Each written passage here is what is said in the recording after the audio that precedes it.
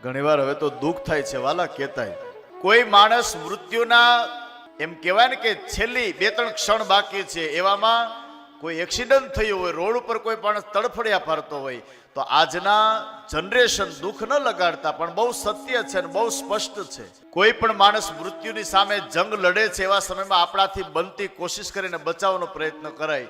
પણ હવે થોડું દુઃખ એવું થાય, મોબાઈલ ખીચામાંથી કાઢીને આપણે સામેથી એનો વિડીયો ઉતારીએ છીએ કે કેવી રીતે આ માણસ મરે છે, યા તો કેવી રીતે આ ઘટના બની. આ યોગ્ય છે?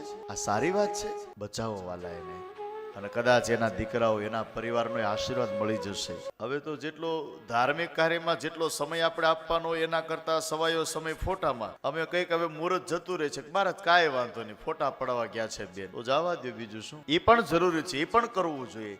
પણ મારે તમને કહેવાનો ભાવાર્થ વ્યાસપીઠના માધ્યમથી એટલો છે કે બંને વસ્તુને ન્યાય મળે, પણ સૌથી શ્રેષ્ઠ ન્યાય આપણી ધાર્મિકતા, આપણી સંસ્કૃતિને ટકાવી રાખવી આપણી નૈતિક ફરજ છે, આપણી નૈતિક ફરજ. આજે ઘણા સમાજમાં કિસ્સાઓ વધી ગયા છે, એનું કારણ આપણે ધર્મ ચૂક્યા. કોઈનો હાથ ન પકડી શકો તો કાંઈ નહીં, પણ કમસે કમ એટલું તો કરજો, કોઈના પગ ખેંચતા હોય તો એ તો બંધ કરી દે. એ મોટા મોટી સેવા છે.